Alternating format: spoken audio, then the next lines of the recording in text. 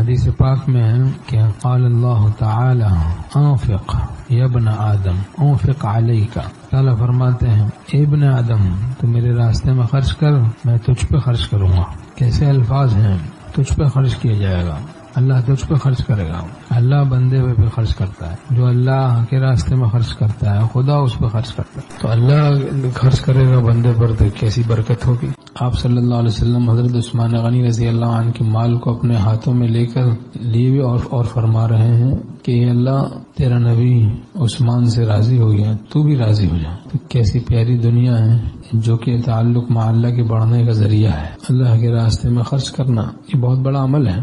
نیت المؤمن خیر من عملی، حدیث شریف میں ہے مضمون کہ مومن کی نیت عمل سے بہتر ہے۔ اب کسی کے پاس نہیں ہے لیکن نیت کر لے کہ میرے پاس ساری دنیا ہوتی، میں سب اللہ کے راستے میں خرچ کر دیتا، سب ثواب مل جائے گا۔ 2-4 آنسو بہا دیے، پھر نیت کر لی کہ اگر کروڑوں آنسو ہوتے، کروڑوں اربوں دریا سمندر ہوتے آنسوؤں کے، اللہ کی محبت میں بہا دیتا۔ خدا کے لیے کچھ مشکل نہیں اس پر اجر عطا کرنا۔ کس چیز کی کمی ہے؟ مولا تیری گلی میں، دنیا تیری گلی میں، عقبہ تیری گلی میں۔ ہم دین میں خرچ کریں گے، اللہ ہم پہ خرچ کرے گا۔ ہم تو چھوٹے سے ظرف سے خرچ کریں گے، وہ لامحدود ظرف سے خرچ کریں گے۔ ایک شخص نے ایک شہد والا جو کہ کریم تھا، سخی تھا، اس سے کہا بھیک مانگی کہ میری والدہ بیمار ہیں، مجھے تھوڑا سا شہد چاہیے، دے دو۔ اس نے اس کو مشک بھر کے شہد دے دیا۔ اس نے کہا میں نے تو تھوڑا سا مانگا تھا، تم نے اتنا سارا دے دیا۔ تو اس نے کہا تم نے اپنے ظرف سے مانگا، میں نے اپنے ظرف سے دیا۔ ہم تو اپنے ظرف سے خرچ کریں گے، پھر وہ اپنے حساب سے خرچ کریں۔ میرے کریم سے گر قطرہ کسی نے مانگا، دریا بہا دیے ہیں، در بے بہا دیے ہیں۔ برکت کبھی عقل سے سمجھ میں نہیں آتی لیکن تشویش نہیں ہوتی۔ بعضی ایسی چیزیں سمجھ میں نہیں آ رہی، تشویش ہو رہی، لیکن برکت سے تشویش نہیں، راحت ہوتی، سمجھ میں بھی نہیں آ رہی اور راحت بھی ہو رہی ہے۔ ایک حدیث شریف میں مضمون ہے کہ صحت کی حالت میں، تندرستی کی حالت میں 1 درہم خرچ کرنا موت کے وقت 100 درہم خرچ کرنے سے بہتر ہے۔ اب مر رہا ہے تو سوچا کہ چل بھائی اس کو بھی دے دیں، اس کو بھی دے دیں، وہاں خرچ کر دیں، فلاں جگہ خرچ کر دیں۔ اب ایسے ہی مر رہے ہیں کہ موت کے وقت کہہ رہے ہیں یہ اس کا، یہ اس کا، یہ فلاں کو دے دو، یہ فلاں کو دے دو۔ اب وہ بات نہیں رہی جو صحت کی حالت میں خرچ کرنے میں بات تھی۔ صحت کی حالت میں جو خرچ کرنا اللہ کے راستے میں وہ بہت مبارک ہے۔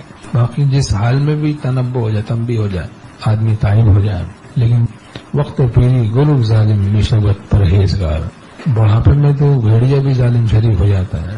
در جوانی توبہ کردن شیوائے پیغمبری، لیکن جوانی اللہ پر فدا کرنا یہ انبیاء علیہ السلام کا شیوا ہے۔